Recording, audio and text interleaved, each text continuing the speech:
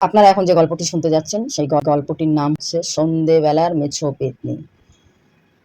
ছোট বন্ধুদেরকে বলবো তোমরা তোমার বাবা মাকে নিয়ে গল্পটি শুনবে, একা একা গল্পটি শুনবে না, ভয় পেতে পারো। এটা আমার নিজের জীবনের ঘটে যাওয়ার গল্প। আমি একটা গ্রামের মেয়ে, খুবই গণ্য গ্রাম। যখন এই গল্প আমি বলতে যাচ্ছি তখন সেই গ্রাম জঙ্গল, অরণ্যময় জঙ্গল ছিল, এত উন্নত ছিল না। এখন সেই গ্রামের অনেক উন্নত হয়েছে। বৈশাখ মাসের একটা দিনে, তখন আমার বয়স 10 বছর, বাবার সঙ্গে আমি মাছ ধরতে গেছিলাম। আমাদের ঘরের পিছন দিকটাই একটা খাল আছে, সেই খালটায় জোয়ার ভাটা হতো। যখন ঠিক তেমনই একদিন সন্ধ্যেবেলায় বাবা আর আমি জোয়ারের টাইম দেখে মাছ ধরতে গেলাম। কিন্তু সেই সন্ধ্যেটা ছিল অমাবস্যা। তো আমরা গ্রামের মানুষ, অমাবস্যা পূর্ণিমা নেই, প্রত্যেক দিন জোয়ার আসলেই সন্ধ্যেবেলা করে আমরা জাল নিয়ে মাছ ধরতে যেতাম, কেউ বড়শি নিয়েও যায়। অধিকাংশ সেই গ্রামের মানুষ সন্ধ্যেবেলায় খালে যায় মাছ ধরতে। খেওলা জাল দিয়ে 2-3টে খ্যাপ দিলেই এক তরকারির মাছ হয়ে যায়, একদম জ্যান্ত জ্যান্ত চিংড়ি মাছ, ফারসা মাছ ইত্যাদি ইত্যাদি অনেক মাছ।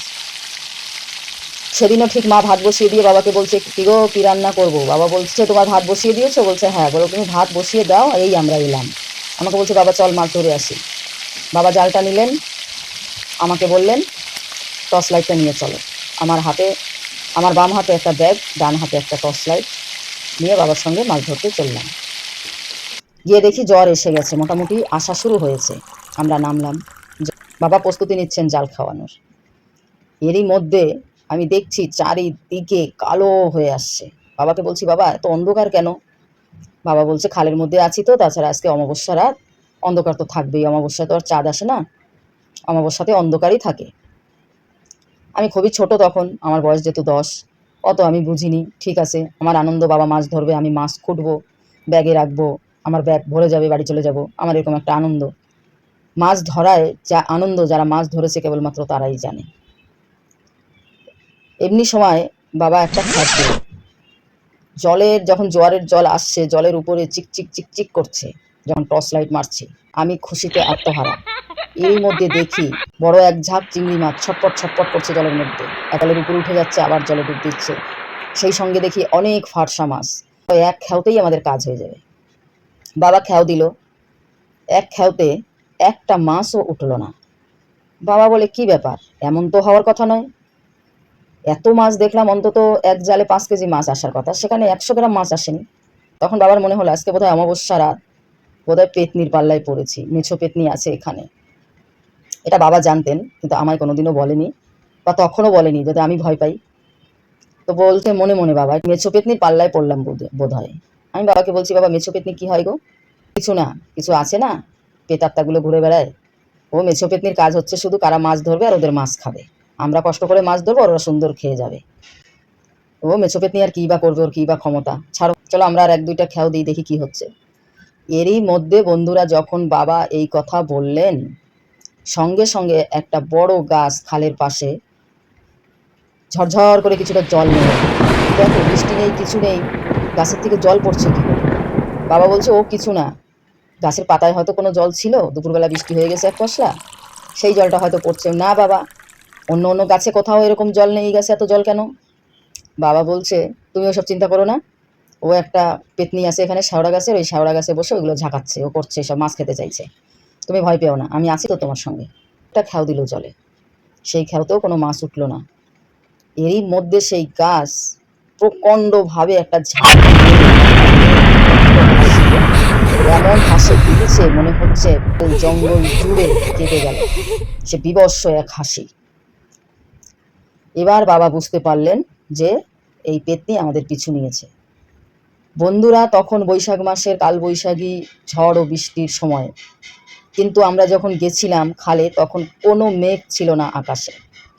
কিন্তু যখনই না এই কথা বাবা বললেন, ওই মেছো পেতনি কী করবে, ওর কী করার ক্ষমতা, ইতিমধ্যেই আকাশে মনে হচ্ছে প্রচণ্ড বজ্রপাত হচ্ছে, ঝমঝম করে বৃষ্টি নেমে এলো।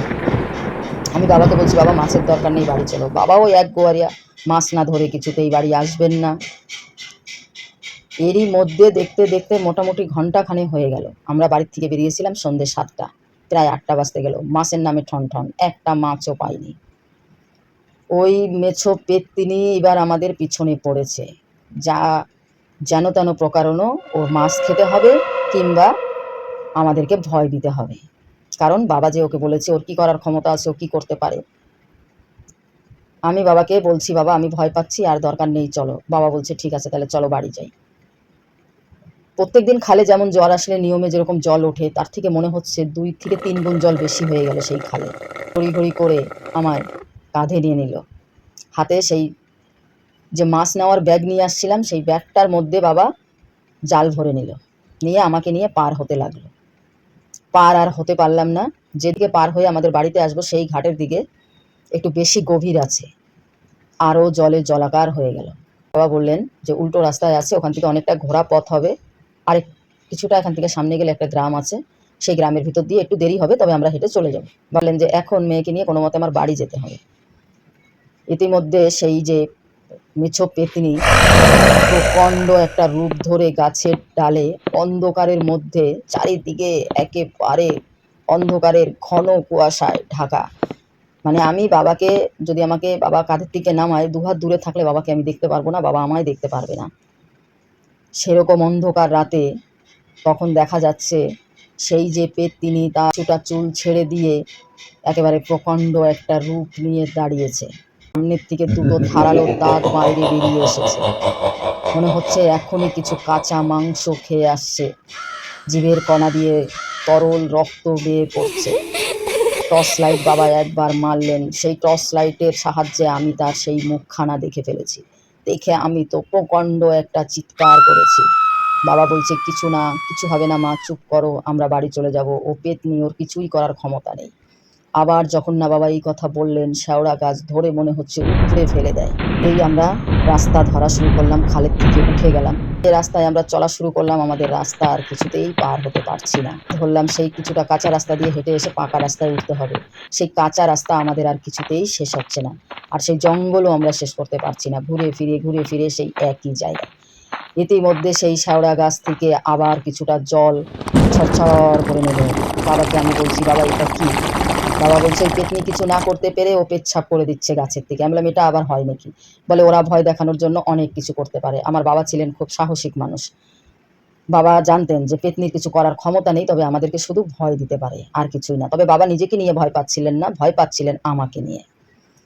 আমি তো বাবাকে জড়িয়ে ধরে সেই কান্না, বাবা তুমি যেভাবেই হোক বাড়ি চলো, আমার মায়ের জন্য মন খারাপ করছে, আমি এক্ষুনি বাড়িতে যাব। ইতিমধ্যে আমার বাবার পায়ে একটা ধারালো বাঁশের কঞ্চি লেগে পা কেটে গেল, রক্তে ভেসে যাচ্ছে। বাবার কাঁধে বসা, ওখান থেকে আমি টর্চ লাইট মেরে দেখলাম প্রচণ্ড রক্ত বাবার পা দিয়ে বেয়ে যাচ্ছে। আমরা গ্রামের মেয়ে, আমরা জানি যদি হঠাৎ করে হাত পা কেটে যায়, আমাদের সঙ্গে ওষুধপত্র কিছুই থাকে না। আমরা সেই সময় কিছু জঙ্গলের ঝাড়িবুটি পাতা হাতে বেটে নিয়ে সঙ্গে সঙ্গে লাগিয়ে দিয়ে একটু বেঁধে নিলে পরেই রক্ত মেনে যায়। আমি বাবাকে বললাম, বাবা আমায় ছেড়ে দাও, আমি দেখি কিছু পাতা টাতা নিয়ে তোমায় বেঁধে দিচ্ছি ওই জায়গাটা। আমি তো এই রক্ত দেখতে পাচ্ছি না, আমার তো খুব ভয় করছে। বাবা বলছে ওটা কিছু না, আমি ওটা করে নিচ্ছি, তুমি একটু দাঁড়াও, তোমাকে দাঁড় করাই, তারপরে আমি একটু পাতা দিয়ে একটু বেঁধে নিই, রক্ত তো মানবে না। বাবা তখন ওই জঙ্গলের কিছু পাতা টাতা নিয়ে হাতে একটু থেতো করে নিয়ে ওখানে দিয়ে বাবা নিজের পরনের গামছাটাকে অর্ধেকটা ছিঁড়ে ফেললো, সেটা দিয়ে পাটাকে বেঁধে নিল। বেঁধে নিয়ে বাবা আবার হাঁটা দিল। এরই মধ্যে সেই পেতনি বলছে, কিরে এত আনন্দ, এত মজা, পা কেটে গেল তাতেও ভয় পাচ্ছিস না? তোর ওই রক্ত দেখে আমার রক্ত খেতে ইচ্ছে করছে রে, আমার জিভে যে লোভ লাগছে। এবার আমি শুধু তোর মাছ না, তোর মেয়েকে তোকেও খাবো।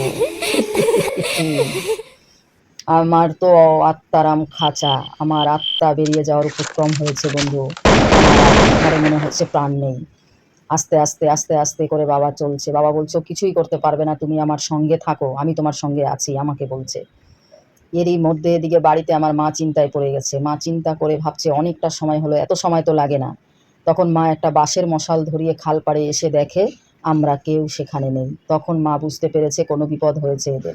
মা জোরে একটা চিৎকার করেছে, তোমরা কে কোথায় আছো গো, তাড়াতাড়ি ছুটে আসো, দেখো আমাদের মনা আর মনার বাবাকে পাচ্ছি না, ওরা তো খালে এসেছিল মাছ ধরতে, কাউকে তো দেখতে পাচ্ছি না, শুধু খাল খা খা করছে, জলে ভর্তি হয়ে গেছে, ততক্ষণ পুরো জোয়ার ঢুকে গেছে খালে। মায়ের ওই চিৎকারের আওয়াজ পেয়ে গ্রামের লোকজন এক এক করে ছুটে এসছে, কেন গো কি হয়েছে, কি ব্যাপার? আর সবাই জানে ওই গ্রামে সন্ধ্যাবেলায় অনেকেই মাছ ধরতে যায় খালে, কিন্তু যখন জোয়ারের জল ঢোকে তখন কুমিরও থাকে, প্রায় সময় শোনা যায় কুমির কারুর না কারুর ছাগল মুরগি মোষ ধরে নিয়ে গেছে। সবার মনে একটাই কথা তখন, এমন না তো যে ওদেরকে কুমিরে ধরে নিয়ে গেল। কেউ আবার বলছে কুমিরে নিলে একজনকে নেবে, দুজনকে একসাথে কি করে নেবে, এরকম যে যেমন পারছে, যার মাথায় যেমন আসছে তারা তেমনই বলছে। ঠিক এরকমই সময়ে একজন কাকা বলে উঠল গ্রামের, যে ওনারা তো ভয় পাওয়ার লোক নয়, খুব সম্ভব এটাও হতে পারে খালের ওপার থেকে উঠে গেছে, তাহলে চলো আমরা ওপার যাব খুঁজতে। বৌদি আপনি বাড়ি থাকেন, বাবু শুয়ে আছে, আমার ছোট ভাই ঘরে শুয়ে আছে, আমরা যাচ্ছি, কিছু হবে না, চিন্তা করবেন না, আমরা দাদাকে আর মনাকে নিয়েই ফিরবো।